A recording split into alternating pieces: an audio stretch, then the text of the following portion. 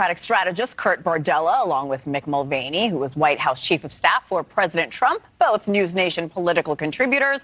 Good morning, gentlemen.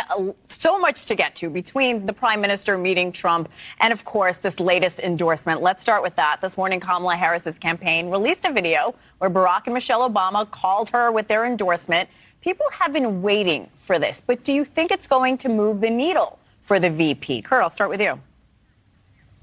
Well, I think it just completes the coalescing of the Democratic Party behind Vice President Harris's, really historic campaign. I don't think that you could ask for a better way to cap off what I think has been one of the most successful presidential campaign launches in modern political history. When you look at the enthusiasm that has been created from a party that just weeks ago was despondent and almost relegated to accept what they believed was inevitable defeat, to where we are right now is one of the widest pendulum swings I think that we've ever seen in terms of just momentum and enthusiasm and engagement. And you look at voter registration is up, small dollar donations are up, historic gatherings are happening. The largest Zoom gathering in history last night with Harris and women. This is just an energy that no one could have expected from the Democratic Party after months of being just stuck in the mud with the nominee that they felt was just too old to get the job done. Sure. Having the Obamas on board in this public way to cap off the week is the best way to end it. And Mick, I see you nodding your head. In an email statement, President Obama said choosing Harris was one of the best decisions President Biden has made, and she deserves what he said, quote, a fair shake. Do you think that will resonate with voters who may not like part of Harris's resume? Listen, I'm trying to imagine a world in which a Democrat candidate for office is hurt by an endorsement by Barack and Michelle Obama, and I'm having a difficult time doing that. Look, they've had a great week. There's no question about it. What Kurt just described is right. I've never seen the pendulum move as quickly within any party as this. Neither has he. He's right. None of us have.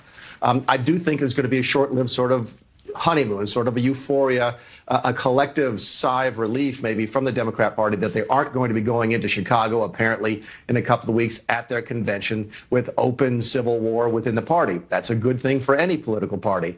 I don't think this momentum can last forever. As quickly as the pendulum can move one way, it can move the other. Now that we're through, and the Democrats are through this sort of initial phase of, okay, at least now we have our candidate, it will go back to what elections are always about, which is personalities and policies. I don't think Barack Obama's endorsement is going to help Kamala Harris when it comes to selling her policies to what few voters remain undecided. Republicans are going to have a lot of luck painting her as a hardcore left-wing liberal. Let me stick with you for a second, Mick, and I do want to talk about foreign policy because Vice President Harris, after meeting Netanyahu, said Israel always has the right to defend itself. But then she added this. I'll talk to you on the other side.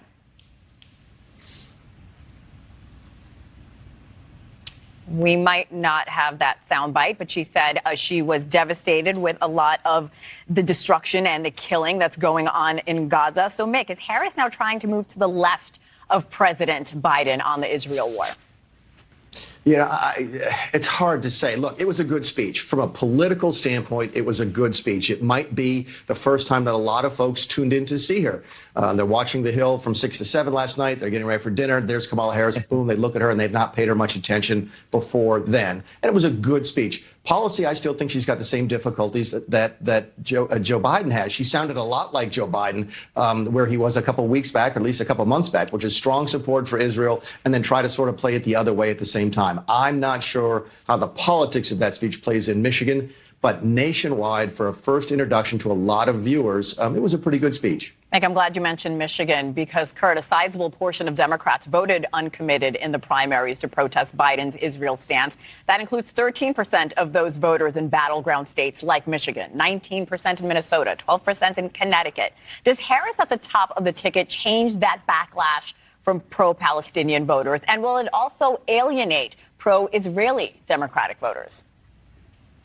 I actually do think that Harris at the top ticket changes some of that calculus. A lot of those numbers, especially in Michigan, were being driven by the younger demographic and the younger base in the Democratic Party. And since Harris has been effectively the de facto nominee now, we have seen an upswell in support from that under 30 demographic that is very pro-Palestinian. But I think a lot of the frustration that they had, how they expressed it during the primary season, was that feeling that the top of the ticket was disconnected from even just listening to them. Even if you don't agree with them, I don't think that they felt like they were getting a fair shake and a fair voice. I think that's very different in terms of how they look at Kamala Harris. Kamala Harris kind of gets the benefit now of a bit of a fresh start, a fresh blank page with them.